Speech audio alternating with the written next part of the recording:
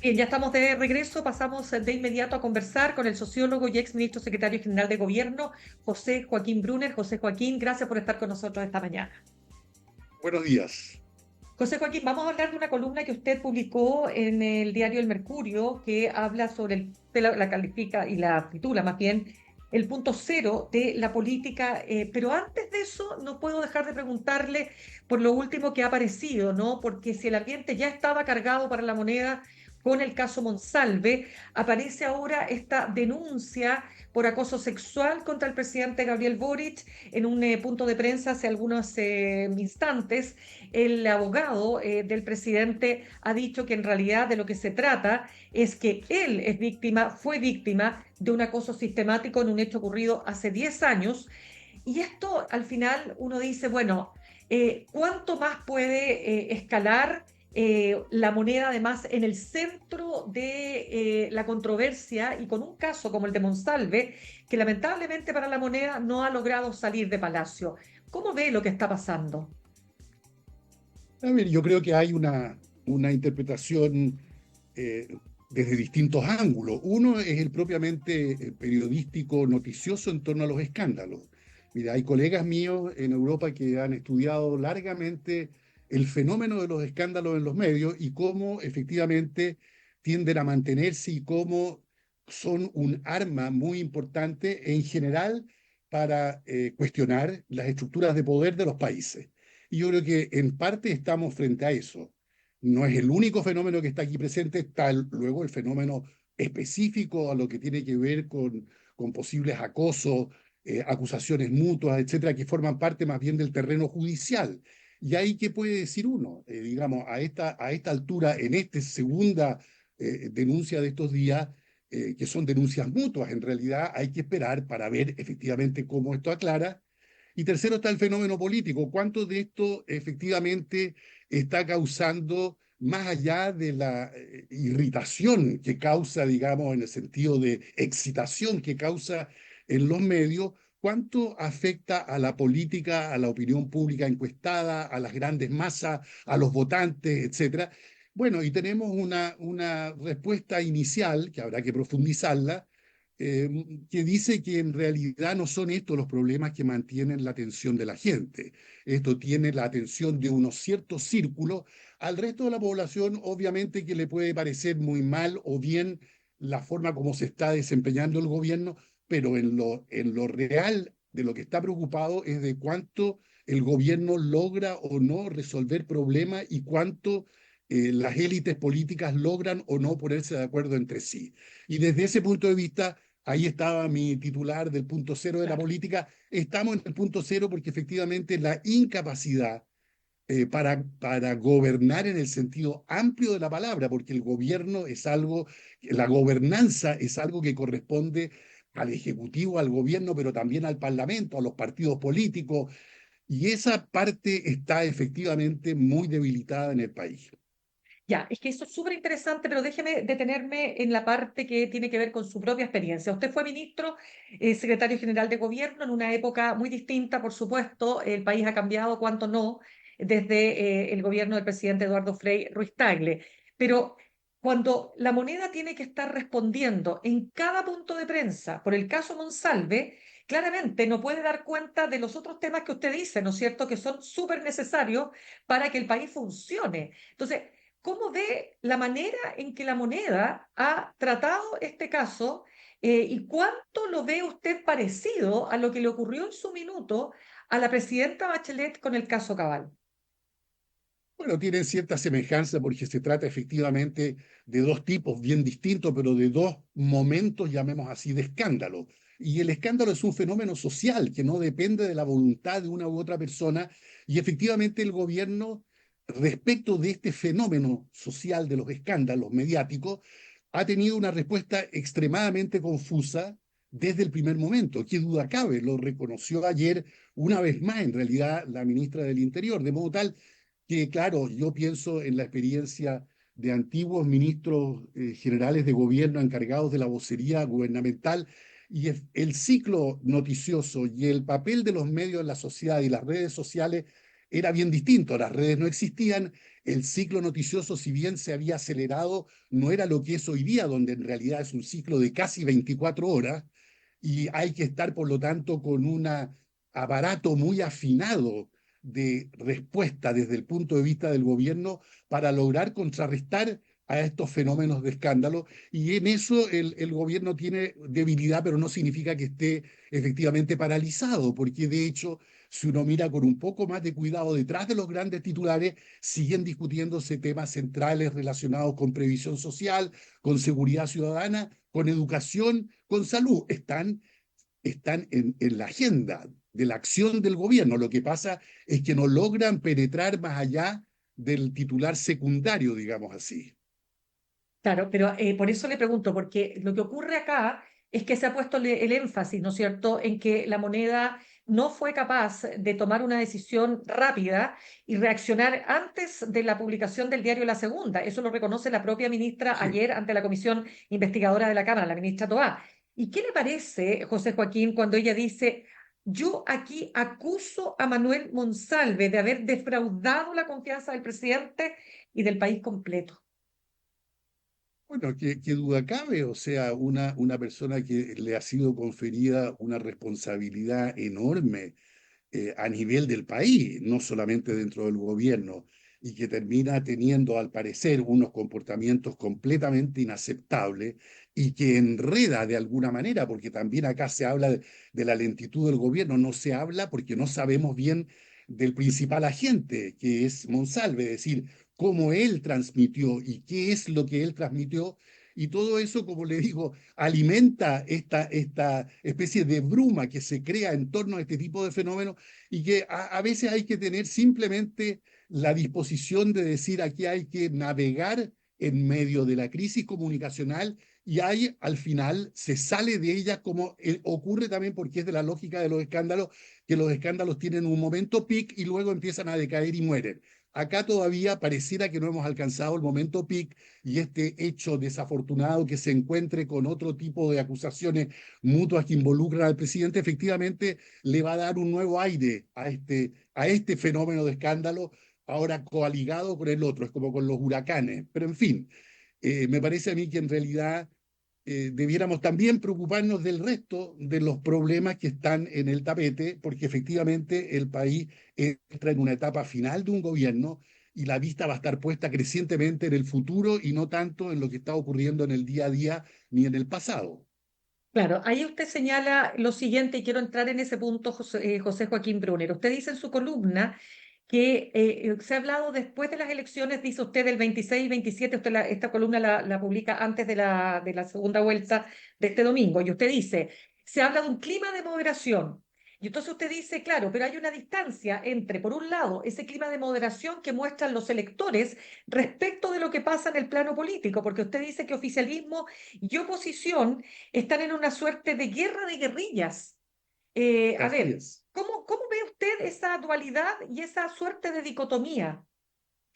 La veo con los riesgos que se han anotado ya muchas veces en este último tiempo en distintas partes del mundo, que es una creciente separación entre las dinámicas psicosociales del pueblo, de las gentes, de los consumidores, de los habitantes en los territorios, es decir, de la parte masiva de la democracia respecto de sus élites. El tema de la moderación en realidad no es un tema que esté presente en el círculo inicial, digamos, en la gran esfera masiva de la democracia. Ahí la gente está preocupada, como veíamos hace un momento, de poder vivir, sobrevivir y resolver y ir resolviendo en el camino los problemas.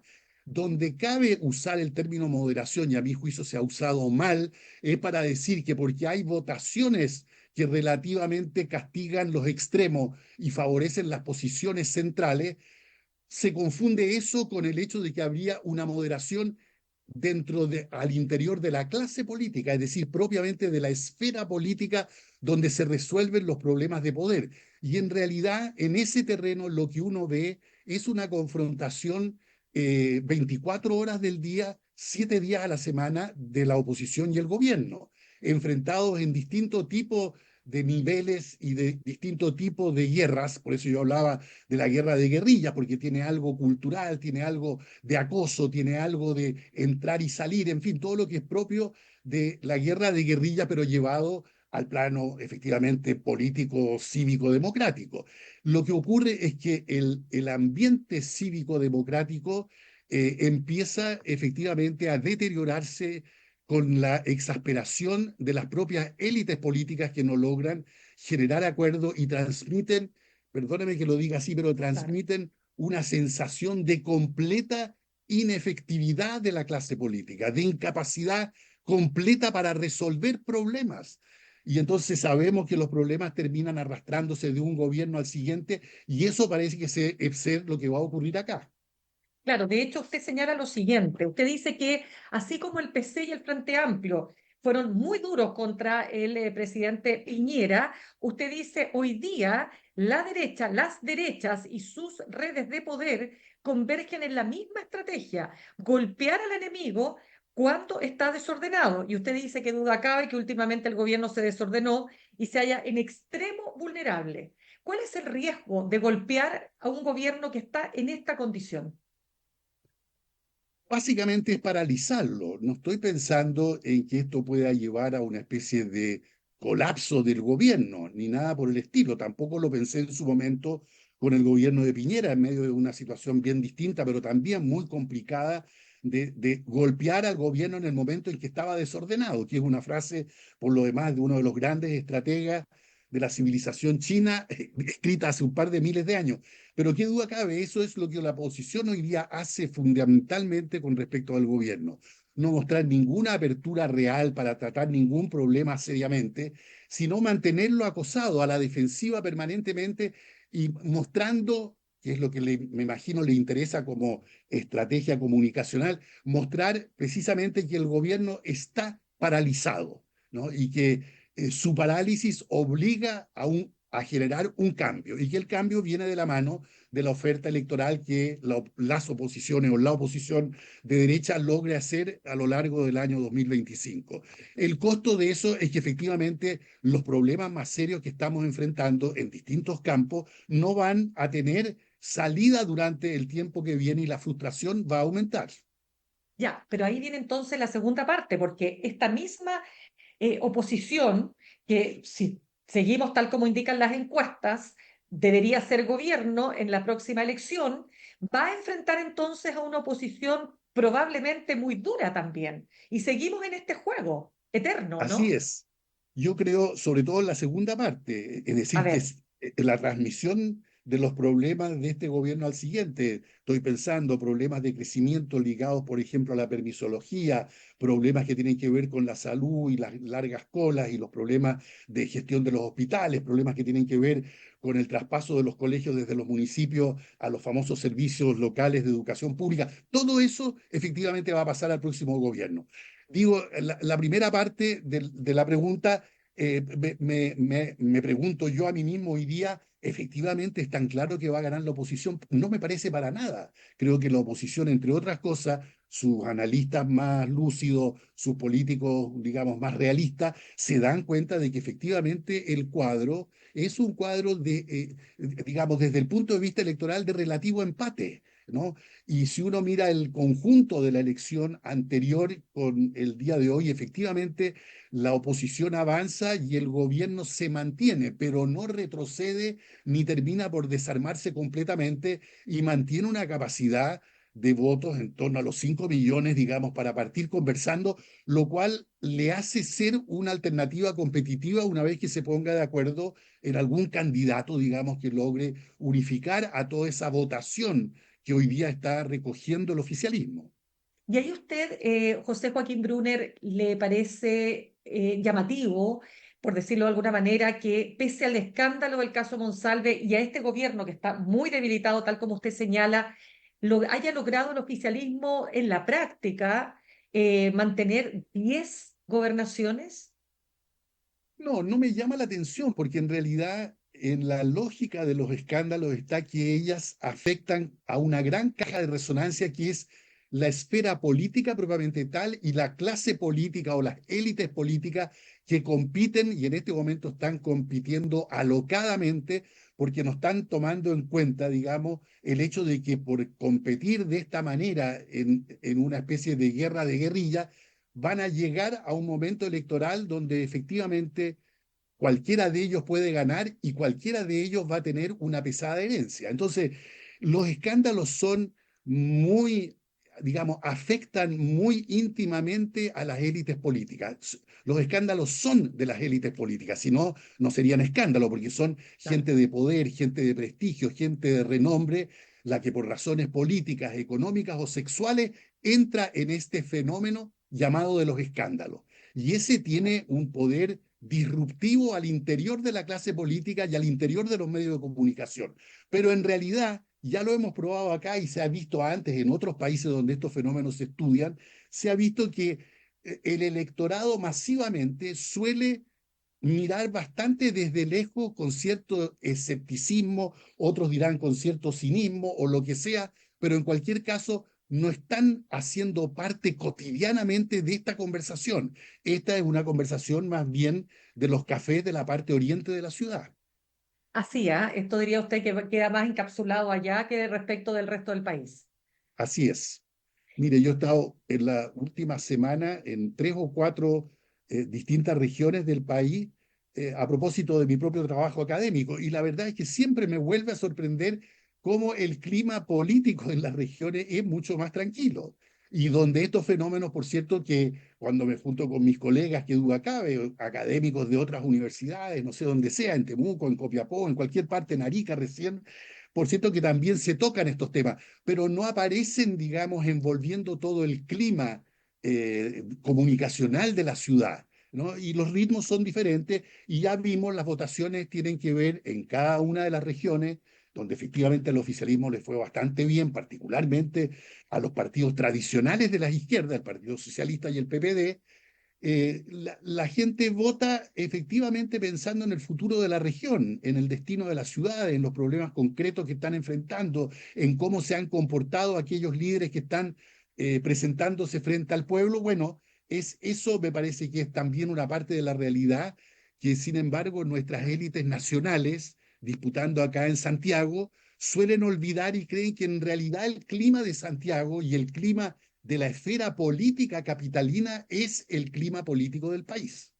Vamos a la derecha, porque quiero terminar con el Congreso, que también es parte de lo que usted analiza en su columna. Pero antes de ir al Congreso, ¿cómo ve lo que ocurrió en Santiago con este candidato Francisco Rego, que es un candidato atípico para una derecha tradicional? Bueno, y yo creo que desde el punto de vista del analista es interesante el fenómeno, porque en realidad estos son los fenómenos de la etapa en que se encuentra nuestra democracia, que no está ya organizada tan sólidamente en torno a partidos y a liderazgos institucionalizados, llamémoslo, sino que más bien tiende a dejar espacio para las llamadas listas del pueblo, para gran cantidad de diversos tipos de independientes, para personalidades relativamente disruptivas desde la manera como pueden hablar hasta la manera como se visten. Bueno, eso es un fenómeno que forma parte de esta etapa crítica en que se encuentra la democracia liberal representativa en Occidente. Desde ese punto de vista, me parece que uno no tiene mucho que discutir respecto de la personalidad del candidato que trae consigo esas condiciones. Más bien hay que preocuparse de lo que está ocurriendo con el sistema político democrático que, en este caso en Chile, está haciendo posible que efectivamente el peso de estos elementos que uno llamaría históricamente marginales empiecen a dejar de ser marginales y se vuelvan mucho más centrales. Eso lo vivimos intensamente con las listas del pueblo cuando se hizo la elección para la primera convención constitucional. Y luego lo hemos ido viendo aparecer y desaparecer, y en este caso estuvo bien presente en la figura de Orrego, digamos, de las oposiciones. Ya, pero la pregunta es la siguiente. Cuando tenemos una persona que logra reunir 2 millones de votos, ¿no es cierto? Un candidato que no era un candidato originalmente de la primera línea de Chile Vamos, por cierto. Cuando vemos una alcaldesa como la alcaldesa Matei que lo apoya, pero al final dice, bueno, en realidad que no le demos tanto crédito, o sea, como que ella misma lo da de baja en un sentido, ¿no? El día de su derrota, hablemoslo así. Bueno, ¿qué nos habla todo esto? Hay una tentación, diría usted, también de un sector de apelar a este tipo de liderazgos porque es lo que está en tono con lo que está pasando en otras partes del mundo, partiendo por Estados Unidos y Donald Trump. Así es, yo creo que efectivamente hay en las condiciones actuales de su funcionamiento en la democracia, hay un espacio para este tipo de figuras, puede ser también de movimientos políticos sociales, hay una cultura en las redes que acompaña a este tipo de fenómenos. Y los hemos estado viendo en Chile, tendemos a olvidarnos, pero han estado presentes desde larga data, nada más que para recordar el último tiempo, el Partido de la Gente, por ejemplo, surge bajo esas condiciones. Ahora, muchas veces son fenómenos también relativamente temporales. No siempre logran convertirse en partidos políticos organizados y de masa que logren efectivamente mantener un electorado activamente vigente a lo largo de 2, 3, 4 ciclos electorales. Eso ha ocurrido con partidos particularmente de las derechas, digamos, ortodoxas, duras, radicales, extremas, como se les quiera llamar, en Europa. Varias se han convertido en movimientos que pasan a formar parte del panorama político del país respectivo, en Italia, por ejemplo.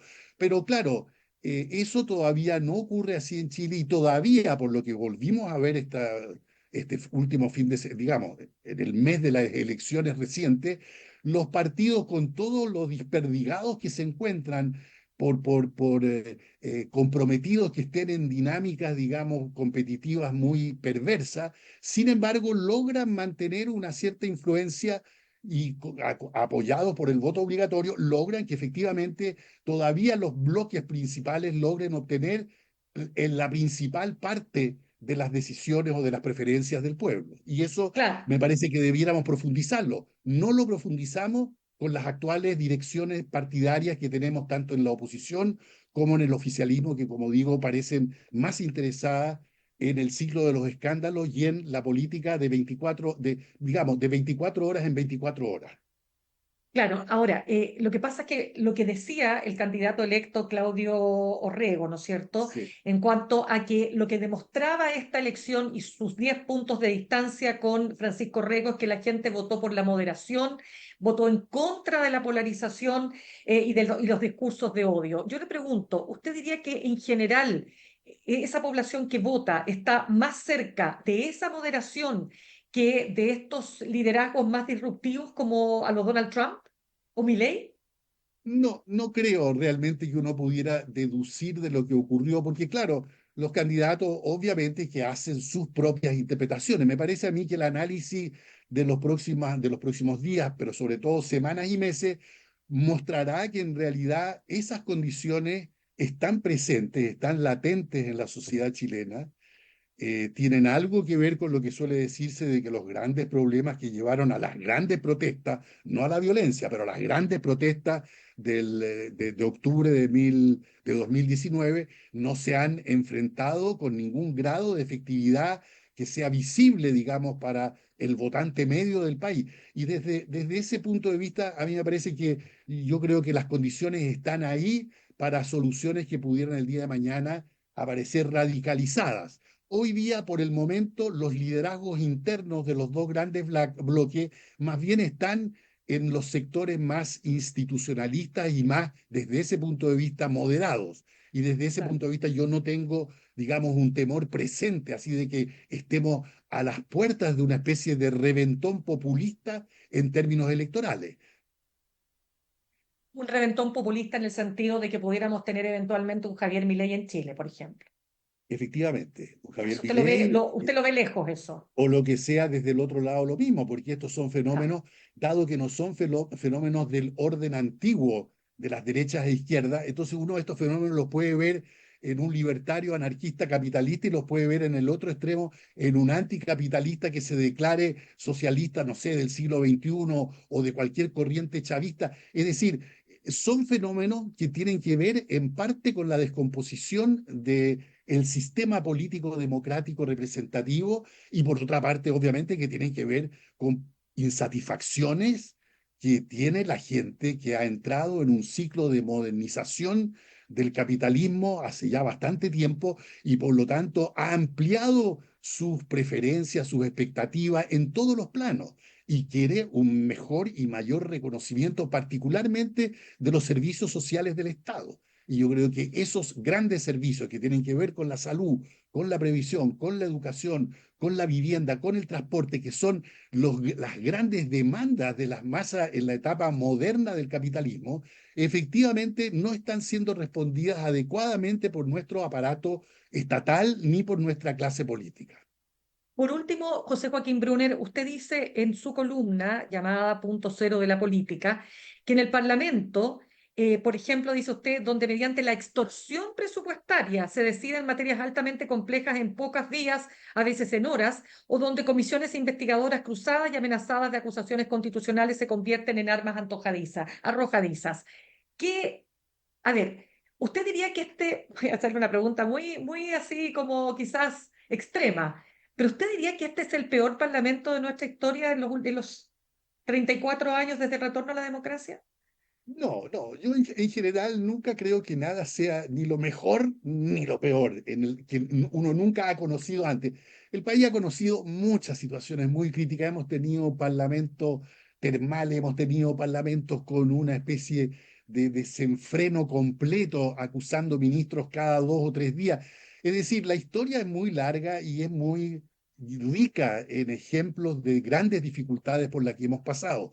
Creo, sin embargo, que este Parlamento, efectivamente, llevado por la lógica de la batalla tan exasperada y polarizante entre oficialismo y oposiciones, llega a situaciones que son completamente inaceptables. Y yo nombré hay dos. Una A son ver. las acusaciones constitucionales cruzadas, fenómeno que ocurrió ya en el gobierno anterior con el presidente Piñera, donde los actuales bloques oficialistas usaron, particularmente el Frente Amplio, usó este tipo de arma en contra del gobierno, y viene ocurriendo también desde hace ya casi una década esta nueva costumbre de chantajear al gobierno aceptando presupuestos de 1.000 pesos para ministerios completos, de forma tal de obligar al gobierno a negociar materias extremadamente complejas en muy poco tiempo, sin los suficientes antecedentes técnicos, sin las consultas que necesariamente debieran hacerse. Y eso lo vimos ocurrir recién ahora, en estos días, con materias que son de larga discusión, por ejemplo, en el campo educacional, pero también en el campo de la seguridad, en el campo de la cultura, en el campo de la ciencia. Y eso efectivamente muestra otra vez un cierto rebajar los estándares con que la propia clase política se observa a sí misma, porque en definitiva lo que va haciendo es tolerar estos comportamientos que son realmente comportamientos perversos, destructivos y autodestructivos, y sin embargo pasan a través de ellos políticos, parlamentarios, jefes partidarios de derechas y de izquierdas, sin reparar de que en realidad están dañando su propio espacio dentro del cual ellas existen como élites. Uf, qué tema, José Joaquín Brunner, se nos acaba el tiempo para seguir obviamente conversando y haciendo alcance, ¿no es cierto?, también de lo que han sido estos procesos eleccionarios, que por supuesto que los procesos eleccionarios también están detrás o mediatizados, ¿no es cierto?, es decir, influyen, quiero decir, en estos climas, ¿no?, Así es. donde la política del corto plazo predomina precisamente por razones electorales. Un tema para seguir discutiendo. Le agradezco muchísimo que haya estado con nosotros esta mañana. Muchas gracias. Hasta luego. Gracias. Saludamos a nuestros auspiciadores.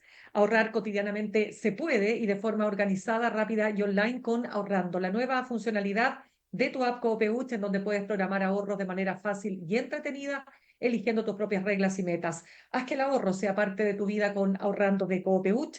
Más información en coopeuch.cl. Y en el camino hacia un futuro mejor, muchos factores influyen, pero solo uno tiene el poder real de hacer la diferencia: tú. Recorre tu camino con nosotros, la Academia Universidad Acreditada y Adscrita a Gratuidad, academia.cl. Me despido. Nos reencontramos mañana a las 8 en punto. Que tengan un muy buen día.